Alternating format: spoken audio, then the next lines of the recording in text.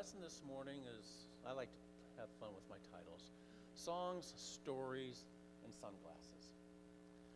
And as I've been studying the Song of Songs, what has been jumping out at me is that I am not only learning about what the song says, or at least what the song seems to say to me, but I'm also getting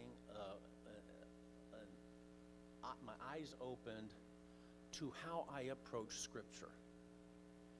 And it's eye-opening to me. You know, I've got my nice big Billy Graham Bible up here, big and fat and leather bound. And, as a baby Christian, I dove into this and I started devouring it. And for my 50 years as a Christian, my tendency is to look at this as one book, one message, one genre of literature, one style. And as I'm studying the Song of Songs, and we're going to see it this morning in a faith-challenging way, it breaks all the molds. It breaks all the molds. And so with that, let me pick us up from where we were last week. Last week, we were starting to look at the song, trying to look at the story of the song. And as I'm thinking about stories and songs, I want to share about a one-hit wonder from the 60s in just a second.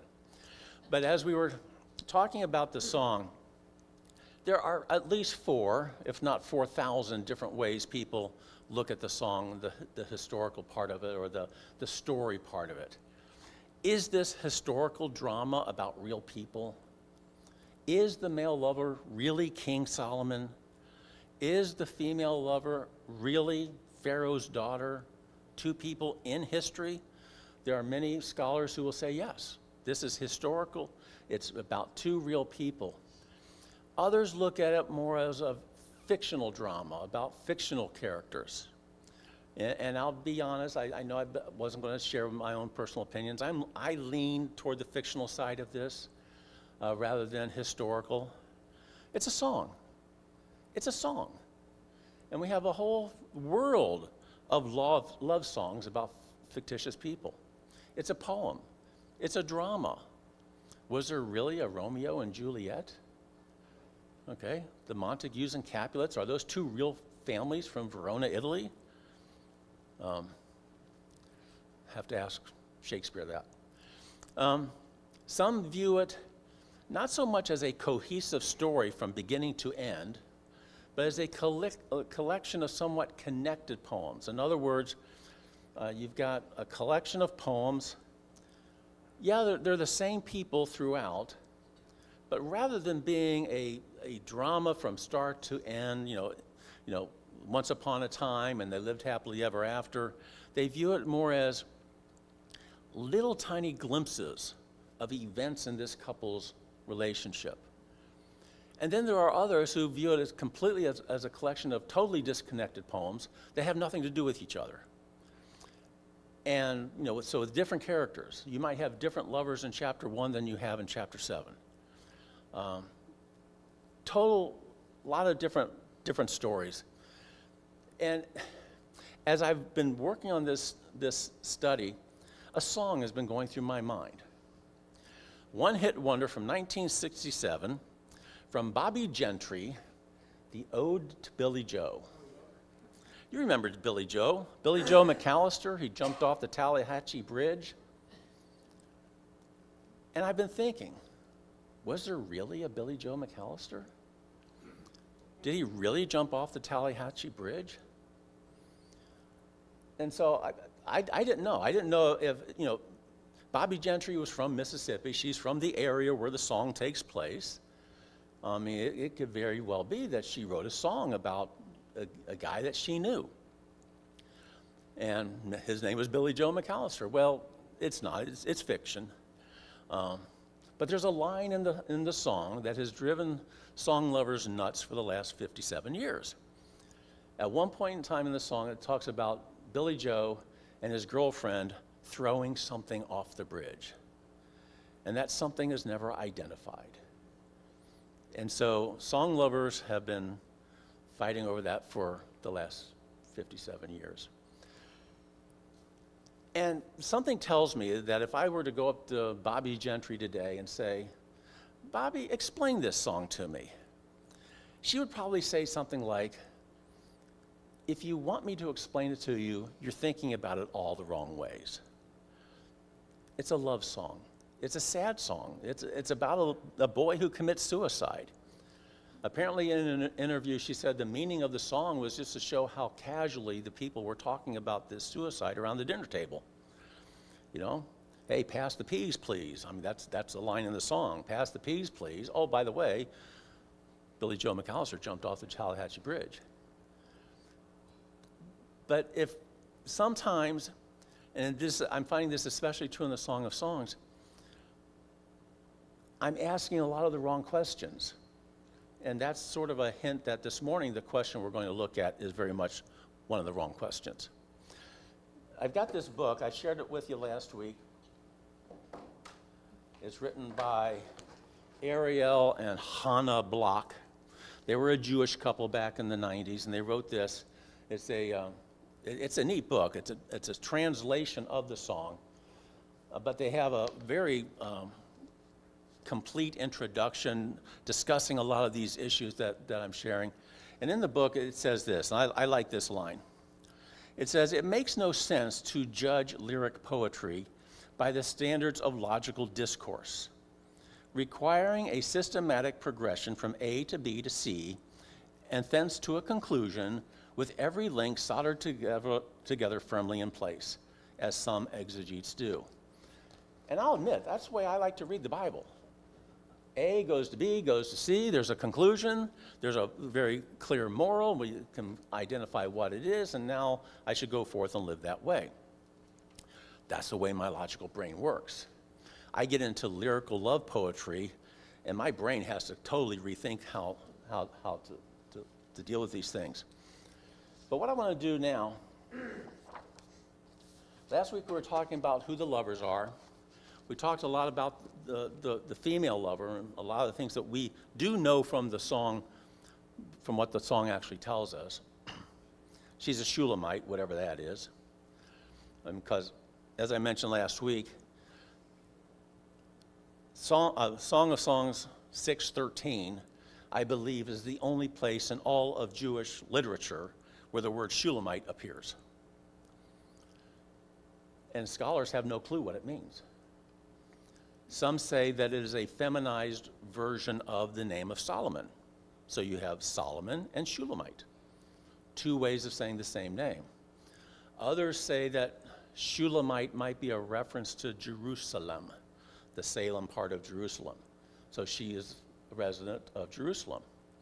The Net Bible points out that Shulam is a lot like Shalom, so that they translate it as the peaceful one.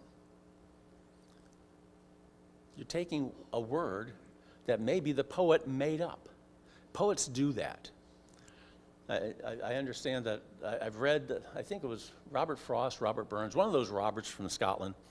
When he couldn't find the right word to use in a poem, he'd just make it up. He would just make up the word, and it would work. So what I want to do this morning is, a couple weeks ago, we broke down this song into 6 separate songs.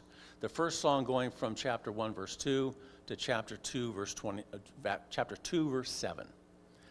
And a couple weeks ago, I read it from the Berean Study Bible. This morning, I want to read it from the Block translation, just so you can get a different feel for how it may sound. And you can follow along in your Bibles as well. And then, as I'm reading it, I want you to be thinking of the question that we're going to spend the rest of the morning on. What is this couple's relationship status? What is this couple's relationship status? And that's going to be the question we're going to be talking about this morning. So let me read this passage. This is the first of the 6 poems, as some scholars break it out. And I'm reading this from the block translation. Kiss me. Make me drunk with your kisses. Your sweet loving is better than wine. You are fragrant. You are myrrh and aloes. All the young women want you. Take me by the hand and let us run together. My lover, my king, has brought me into his chambers. We will laugh, you and I, and count each kiss better than wine. Every one of them wants you. I am dark, daughters of Jerusalem, and I am beautiful. Dark as the tents of Kedar, lavish as Solomon's tapestries. Do not see me only as dark. The sun has stared at me. My brothers were angry with me. They made me guard the vineyards. I have not guarded my own. Tell me, my only love, where do you pasture your sheep? Where will you let them rest? Where will you let them rest in the heat of the moon? Why should I lose my way among the flocks of your companions? O loveliest of women, if you lose your way, follow in the tracks of the sheep. Graze your goats in the shade of the shepherd's tents. My love, I dreamed of you as a mare, my very own among Pharaoh's chariots. Your cheekbones, those looped earrings, that string of beads at your throat, I will make you golden earrings with silver filigree. My king lay down beside me, and my fragrance wakened the night. All night between my breasts, my love is a cluster of myrrh, a sheaf of henna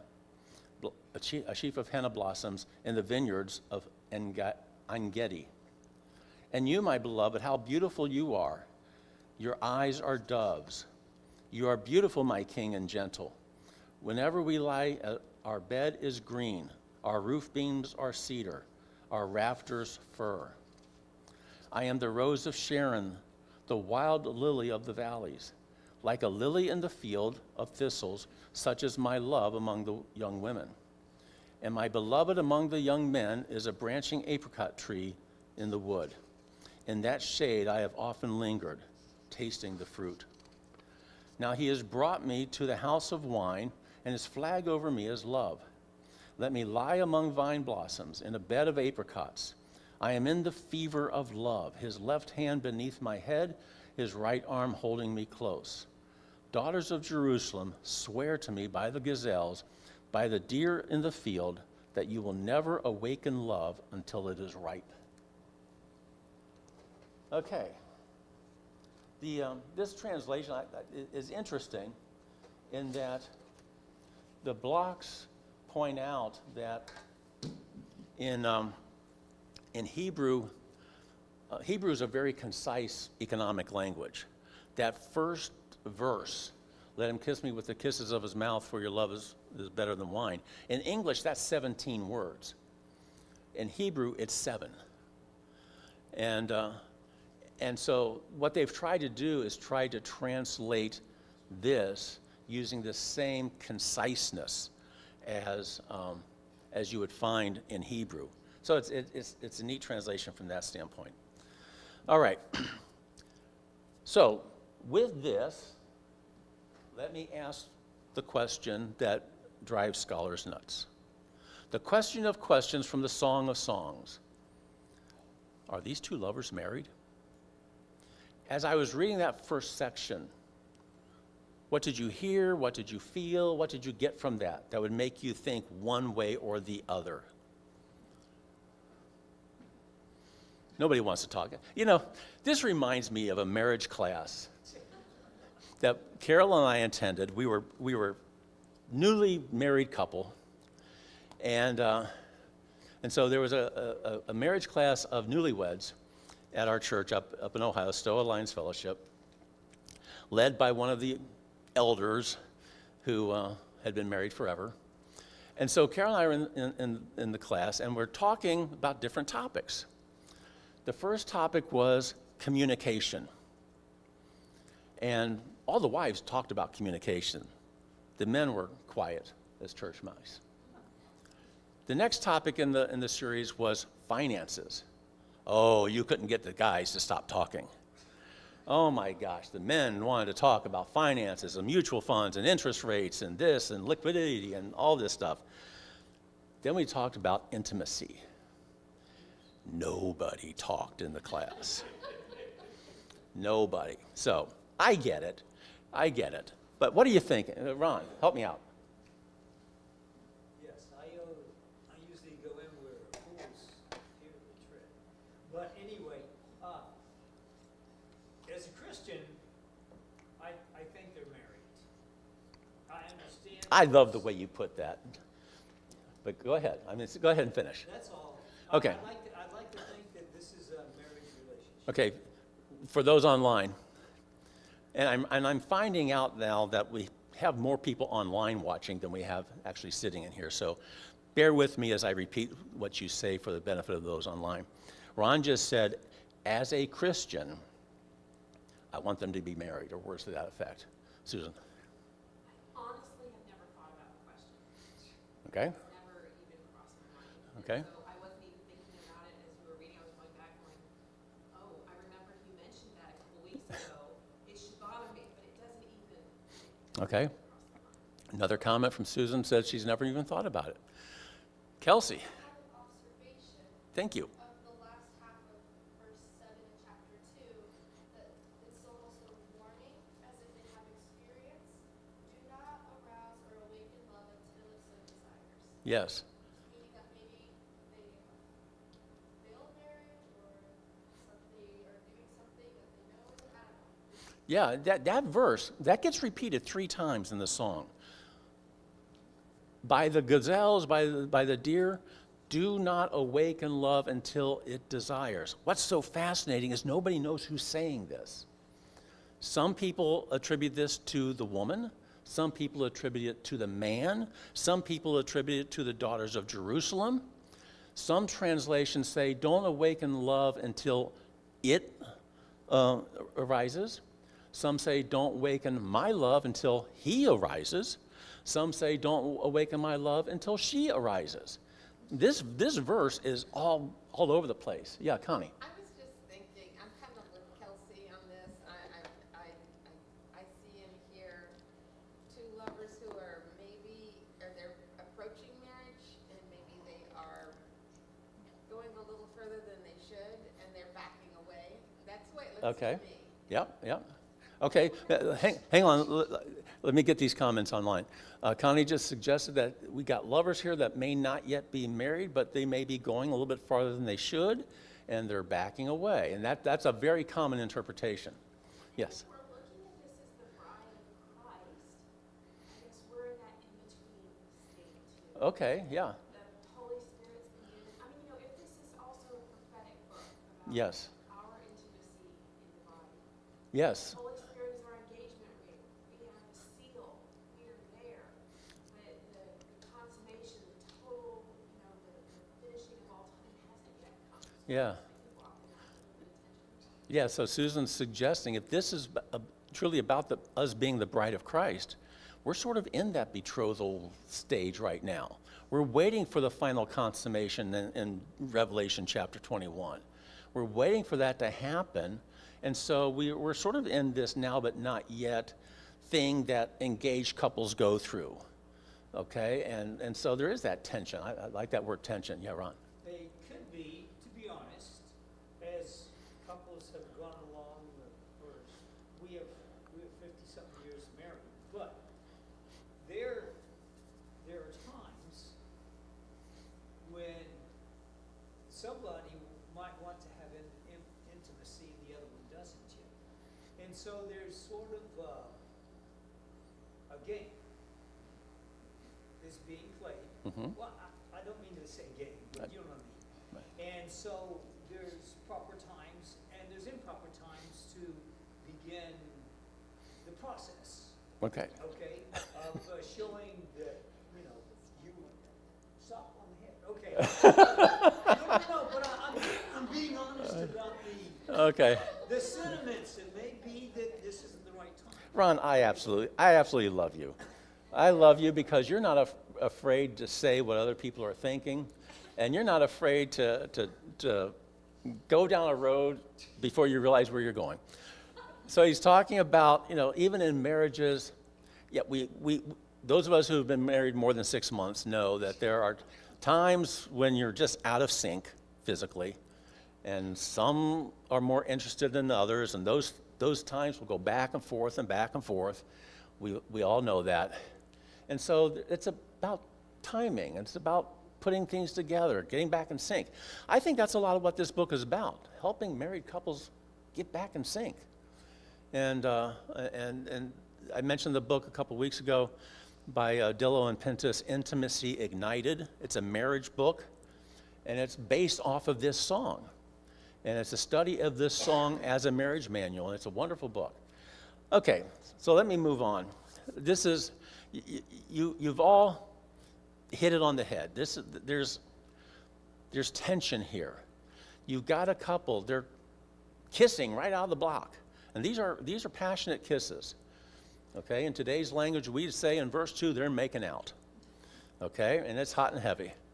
They're obviously doing more than that. Whether you look at them as being married or unmarried, the references that the author is making to the woman's breast and that kind of thing would give you an idea that either they are married or, as Kelsey said, they're involved in something far more than what they should be doing at the time and are backing off. I mean, Yeah. there's very distinct references there that you would hopefully only find in the married couple. But Yes. I'll leave it at that. Oh, and I'm glad you put it that way. Phil says, hey, look, they're doing more than just kissing. And you're right. All night long, he lies between my breasts. I mean, even one commentator said, you know what, as fun as that sounds, I wouldn't want to do that all night long. You know? After a while, it's going to get uncomfortable. Yeah, for both of them. But there it is in the song. Yeah, they're doing more than just kissing. They're certainly doing more than any of us want to think our own teenage children would have done. We're good Southern Christians. We want them to be married. The folks that wrote this book are insistent that they're not married. They are insistent. Others who study are insistent that they're not married. Okay? Once again, at the end of the day, I'm going to get to the point that this is the wrong question to be asking about the song, but we got to talk about it anyway. Yeah, Josh. Just noticing, in verse 16 and 17, it talks about our bed, our house, our rafters. It sounds like it's something that, Yeah, but where is their bed, their house, their rafters? It's under the trees. I was going to ask an embarrassing question. How many of you married couples have made love under the trees lately? Okay. What the blocks suggest is the fact that they're making love under the trees means they're sneaking out at night. Okay. If they're married, they're going to be making love in their bedroom, not out under the trees. Okay. And so, okay, we're getting way ahead of myself. So let me back us up a little bit. We've all gotten the ball rolling now. Okay. It's my fault. Yes, I asked the question. This question and what we see in the song drove the Oxford Bible Companion to put it this way. I like this. The song's frank erotic imagery, its indifference to social proprieties such as marriage and reproduction, and its lack of overtly religious sentiments have forced generations of exegetes to allegorize its sensuality. We've talked about the fact that this song has been allegorized to death for 19 centuries. And it's only been in the 20th century and beyond that people started looking at it as a sensuous love song. And what the Oxford folks are suggesting is that the allegories are made necessary because the poet is deliberately indifferent to their marriage status, so much so that Susan says she's never thought about it. And I think that's a valid approach. Never even thought about it. It takes an OCD lawyer like me to think about it. And a Christian OCD lawyer to want a certain outcome. I want a certain outcome. And the reason I want that outcome is because I'm a good Christian. We Christians care. The poet may not care if these people are married, but we care. We care because this book is in our Bibles. And here's the dilemma. If these people are not married, and if they are as sexually active as it appears that they are, then I've got to rethink either whether this book belongs in the Bible, or I have to rethink my understanding of premarital relations and the morality of it. Because nothing in this book seems to suggest that these couples are ever being condemned for anything they're doing. And so if they're not married and they're as physically active as they are, what message does that send to the college students listening to this online who are in dating relationships? You know, I am not going to stand up here and say, hey, the Bible says you can do all this stuff and get away with it. But then I realize, and this goes to my title, I'm realizing that I'm looking at this with my sunglasses on, my Christian sunglasses, my conservative Christian Southern evangelical sunglasses. I have come to this book with my preconceived idea of what is moral in a relationship. And this book was not written by a Southern evangelical Christian.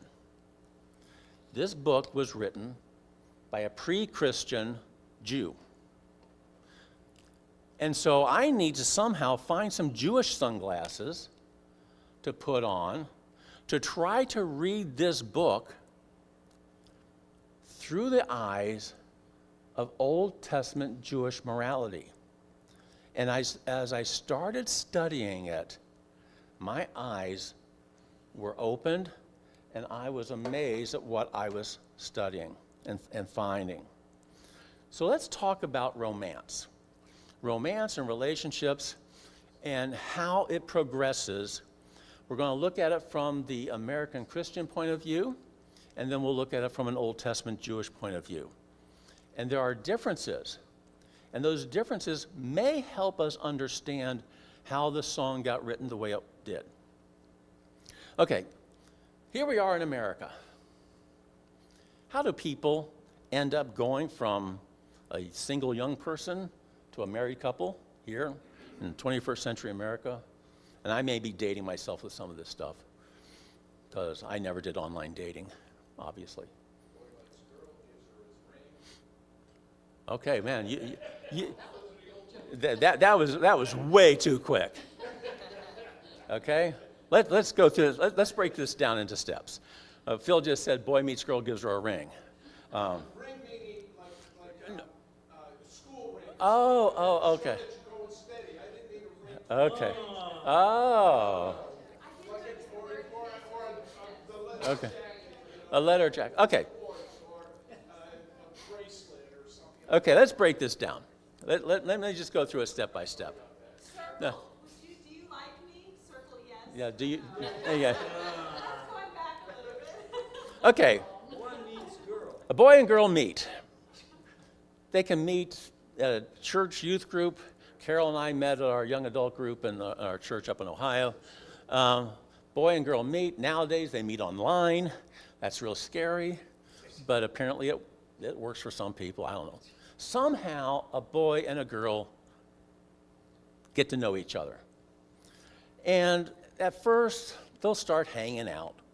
I've heard that word a lot lately. Oh, I'm just hanging out with this guy. And, you know, Yeah, we're just talking. yeah, we're just talking. Okay? I've got all these stories in the back of my mind that I can't share. We're just talking, we're hanging out. There's nothing there yet. At some point in time, one of those hangout sessions becomes a date. Okay? This is a real date. Okay? And so now they start dating. Now they start spending a little bit more time together. and they start using the word like a bit, and maybe it's like, and it just keeps going on. At some point in time, they decide to become exclusive. Phil used the term from the 50s, going steady. Okay? Whatever term you call it now, you're becoming exclusive. You're only dating that one person. And then the guy pops the question, they get engaged, yeah, and then eventually they get married. Okay, how much of this is required, mandated, or even suggested by our Bibles? Absolutely none of it. This is the culture we live in. This is how we come together in American culture. None of it is biblically required. And I'm going to suggest that some of this may be biblically counterproductive. If, as Christians, we're saying that this couple in the song may be unmarried and going too far, how much does this sequence of events encourage young couples to go too far? We're putting ourselves into situations where we are teasing our emotions, we are stirring our emotions, we're throwing our hormones into the mix, and then we go to a formal dance, homecoming, prom, where the guys dress up in their tuxes or whatever they wear nowadays, their best suits, and the girls start wearing very revealing dresses, and we put ourselves in situations where going too far is extremely easy. And so then, as Christians, we lay our Christian morality over top of this. Okay, on this sequence of events, I got 6 steps up there. As a Christian, when do you get physically intimate? After you marry. Yes. Supposedly. Okay? In reality, that's not the way it is. I was doing some of the research I've done, came across a study dealing with, it was dealing with Catholic women. I didn't find anything about men, but it was dealing with Catholic women. And I shared a couple weeks ago, this study showed that in Catholicism, which still prohibits birth control, 98% of Catholic women who've been sexually experienced have used birth control. So they don't care what the church is saying. In that same study, it said that I think it was 86% of never married Catholic women have had sexual intimacy by the time of their early 20s. 76% for the population in whole. So the Catholic women are actually more active than the rest of us.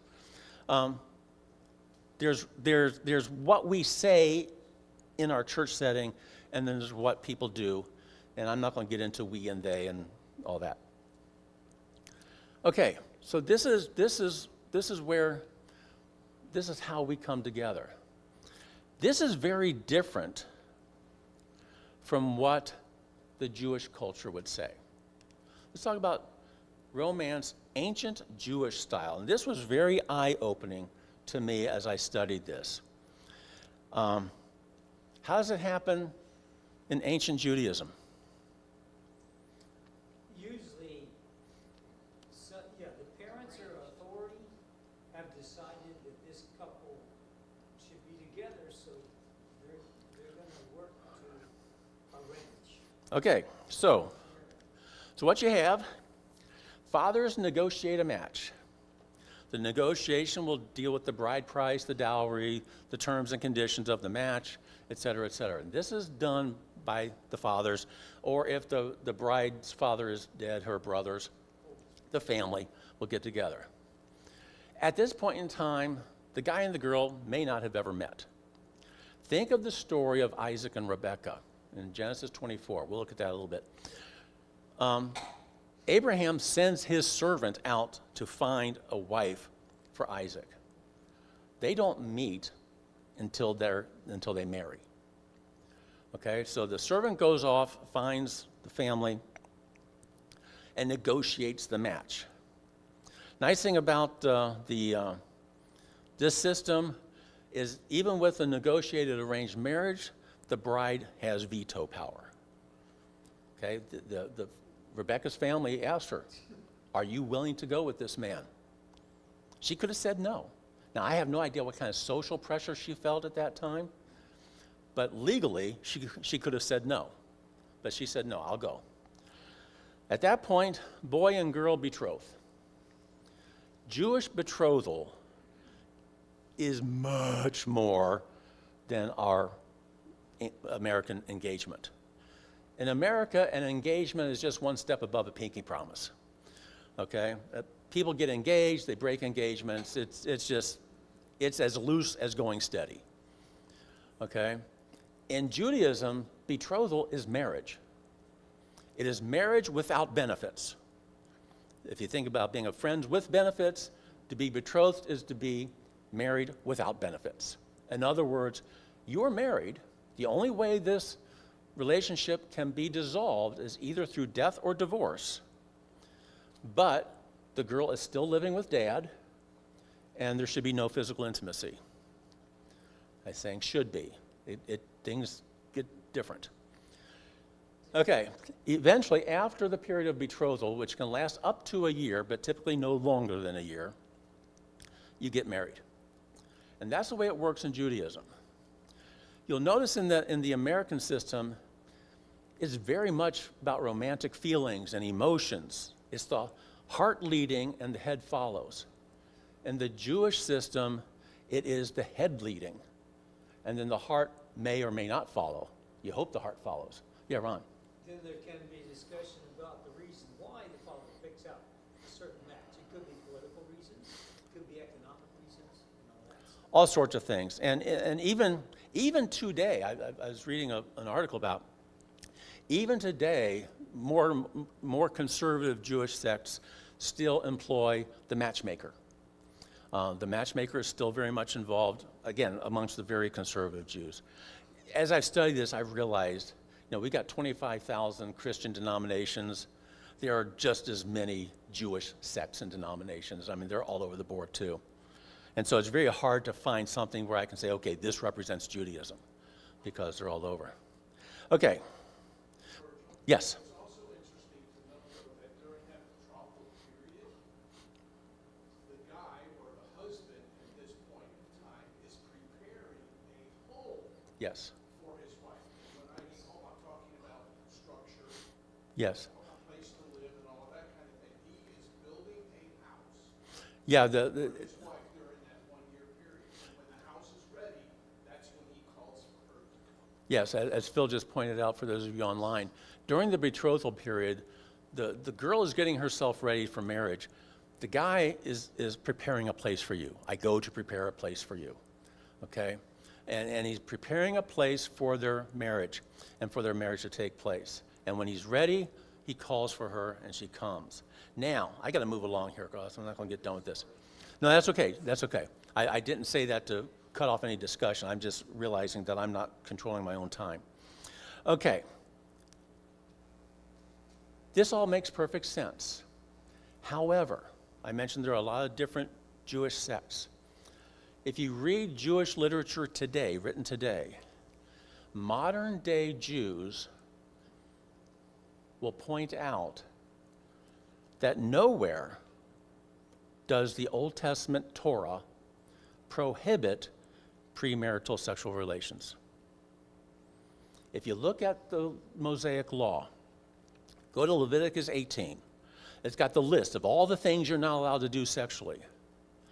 What is noticeably absent there is anything saying, don't have sex before you're married. And modern day Jews are very eager to point that out. Because if you're looking at the 613 Mosaic laws, where's the one that says that I can't do what I desperately want to do right now? And it's not there. And it's not there. The law does deal with premarital sexual situations.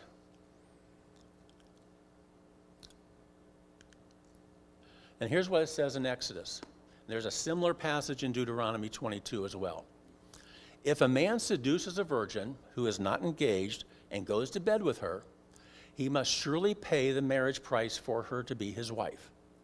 If her father refuses to give her to him, he must pay money for the bride price of virgins. So if you do engage in premarital sexual relations with somebody, the Torah says you got to marry her. You got to marry her. Now, you might say, okay, well, that's a prohibition. That's not a prohibition. It's just simply saying what happens if you do it. Because if the guy has sexual relations with a married woman, he gets stoned to death. If he has sexual relations with a betrothed woman, he gets stoned to death. If he has sexual relations with an unmarried woman, his punishment is to get married. In some circumstances, that ain't no punishment. That's exactly what I want. As I was reading this, I'm wondering, is this in the back of Naomi's mind when she's telling Ruth, go seduce Boaz? Is Ruth trying to seduce Boaz into a situation where he has to marry her? This is the Jewish mindset that you're not going to see amongst conservative Christians in Judaism. In Georgia. Okay. Conservative Christians in Judaism. Okay. Okay, thank you. The rabbis took this, and when they started writing their Mishnah and their Talmud and all that stuff, they started putting flesh on these bones. And they said that there are 3 methods of betrothal, 3 ways in which a young man can betroth himself to a woman. And this is in the Mishnah Kiddushin, chapter 1. A woman becomes betrothed to a man to be his wife in 3 ways. She is acquired through money, through a document, and through sexual union. One of the ways that 2 people can become betrothed in ancient Judaism is through sexual union. I don't like reading that. But that is one of the ways that they would get betrothed. And I believe that this is an application of Exodus 22, Deuteronomy 22. Now, the rabbis are very clear. This doesn't mean that every time 2 people have a casual hookup, that means they're betrothed. Okay?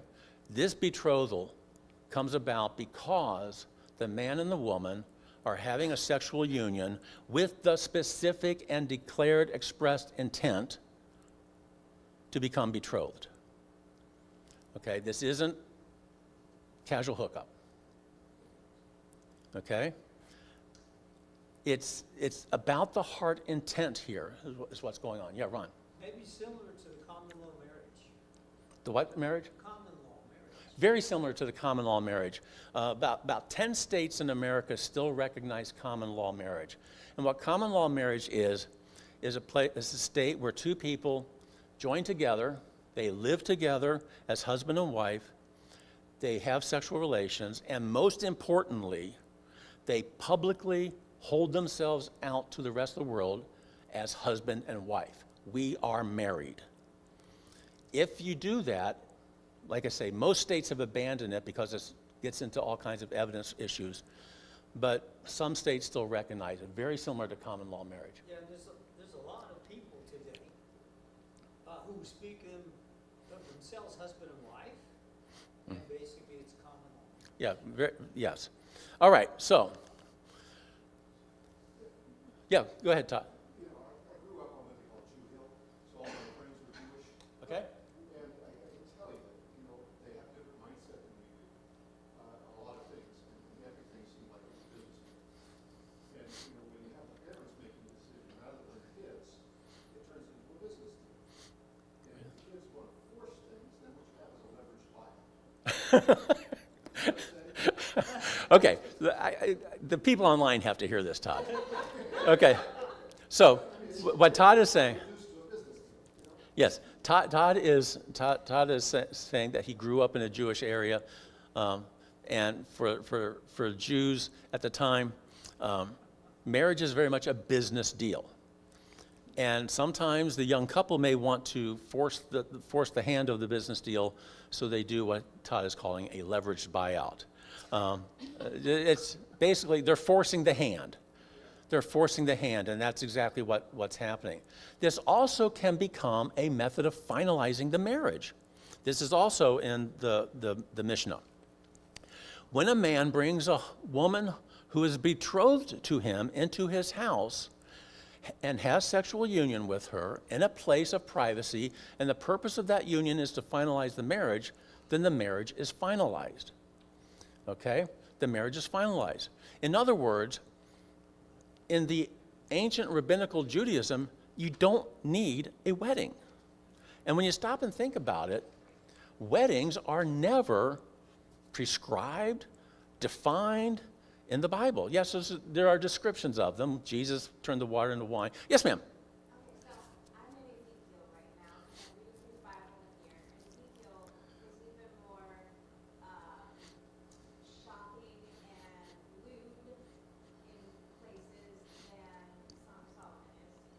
And it has me thinking, as you're laying this out, I love how you're laying this out, that we do this thing as conservative Christians where we decide what did Jews believe, which is what we're laying out right now, ancient Jews. So you're kind of laying out ancient Jews back to like Abraham with Isaac and Jacob, and we can look way far forward to ancient Jews in Jesus' time where legalism had become God again, and Mary, who's found to be pregnant, is in dire straits because she's pregnant before marriage, which doesn't really make sense based on all of this. But I'm in Ezekiel where at that time in Jewish history, everybody was having sex with everyone. And that's literally why they're being carted off to Babylon, and what has got so disgusted. You've got sex temples on every corner of every street, and everyone is engaging in sex outside of how I made it to be. And it's an analogy of how your idolatry and your idol worship is, adultery to what you're supposed to be as a nation.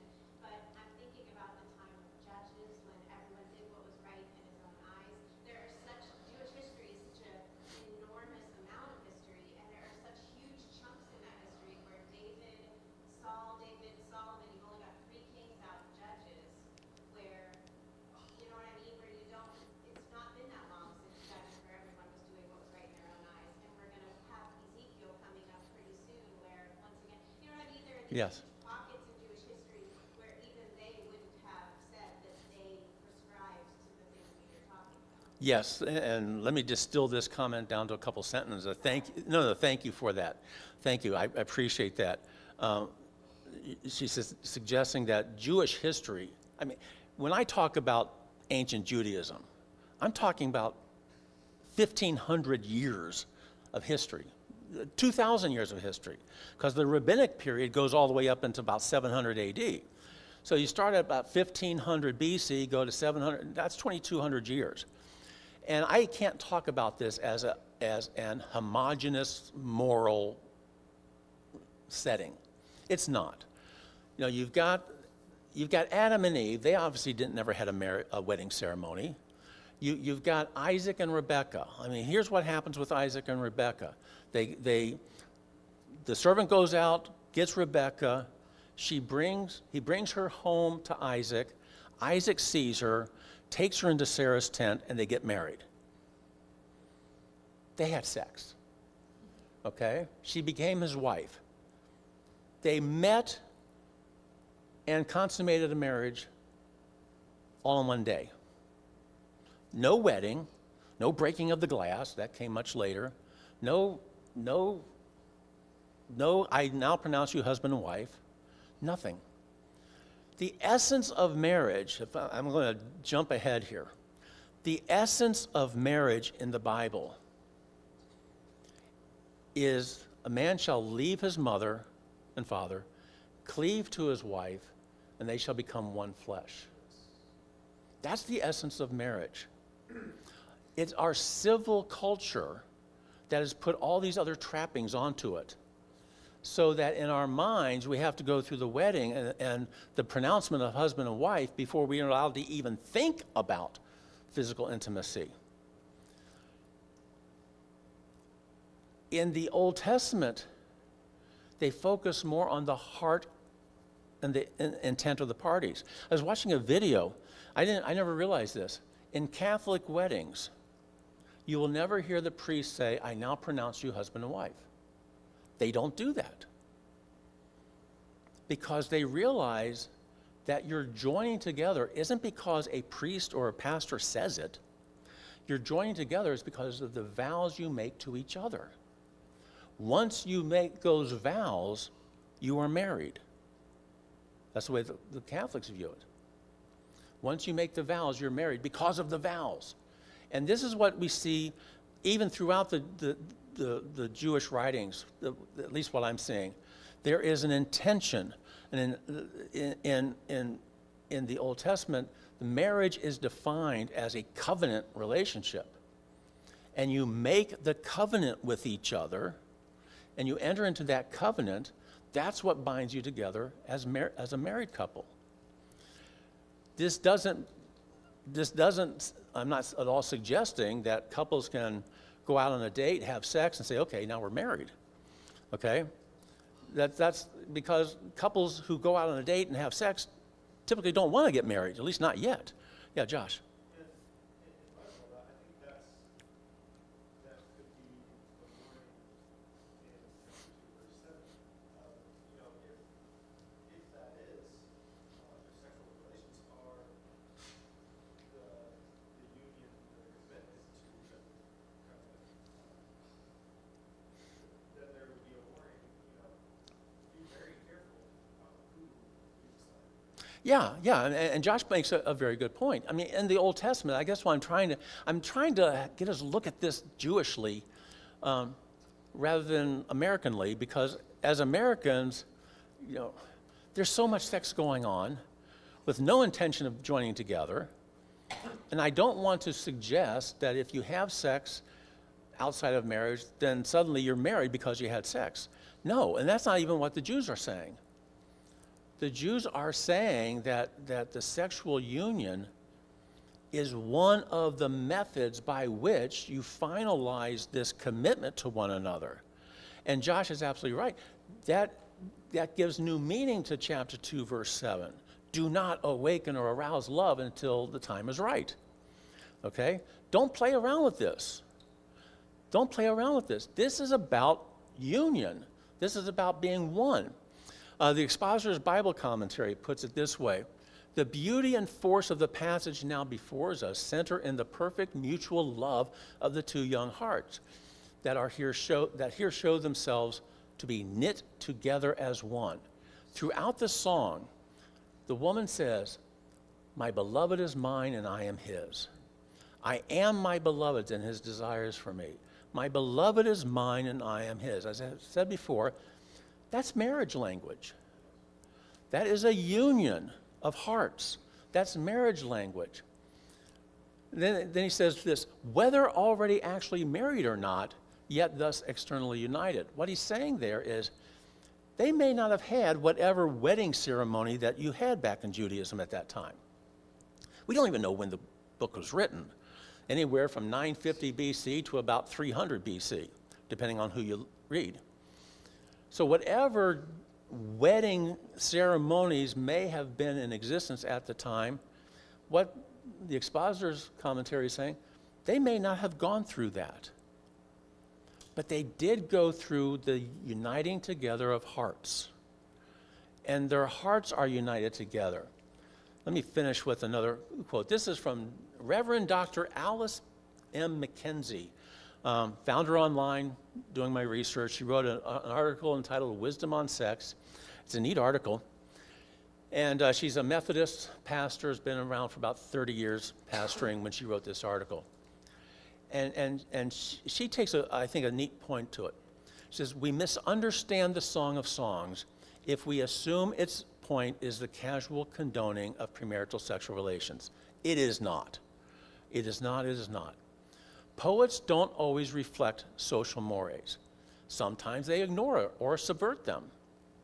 The book has a sexual ethic, but that ethic is not chastity, but rather fidelity and sexual exclusiveness. This is a love song. Poets in love songs don't want to talk about legal documents. Okay? Carol and I are married. At home in our safe, we have our marriage certificate. The state of Ohio recognizes that we are married. But if I can put on my 1960s social subversive hat, and I never was a social subversive in the 1960s, but let me go back and put that on. In our spirits, it's not that marriage certificate that makes us married. It is our joint covenant with each other, where we got married and we agreed to live together as husband and wife until death do us part. And in our premarital counseling, our pastor said, don't ever use the D word with each other. And we have kept that for 42 years. Okay? And we just don't use that word. Having said that, I mean, we are joined together because of the promises and the covenants we made with each other. It's nice that the state of Ohio recognizes that. It's nice because we can file a joint tax return and we get other benefits. But as far as trying to get into the mind of a poet who would write this, the poet couldn't care less about the certificate that's in my safe at home. The poet only cares about the love that we share, the union that we have committed ourselves to. And that's what this poet is conveying here. If the poet were here, he or she would be just utterly livid at me for spending an hour asking the wrong question. But we're good conservative Christians, and these questions bother us. And as we read through the song, I can't grasp the beauty of the song because I'm too busy wondering, did they get married yet? And we've got to get that out of the back of our minds and let ourselves just enjoy the beauty of the song. Amen. Does that make sense? Praise God. Okay. Let me close this in prayer because we're a little bit over time. Father, we thank you for your celebration of love. We thank you for this poem that celebrates love. And yes, we are subject to the governing authorities, and the governing authorities do tell us that we need marriage certificates to get married, and we do go through weddings, and we do go through all the ceremonies. But let us never forget that the essence of our marriage lay not in the legal document, but it lay in our hearts. And it lay in the determination in our hearts to be one. The covenants that we make and that we hold to, that is our marriage. That is our marriage. And so, Father, I just pray now that you will go with us into the service. We thank you for the worship team and all the work they do. And I pray that you'll be with them as they lead us in worship. Thank you for Pastor and his preparation for this morning's message. And I pray that you'll give us willing hearts to hear it. We pray all this in Jesus' name. Amen.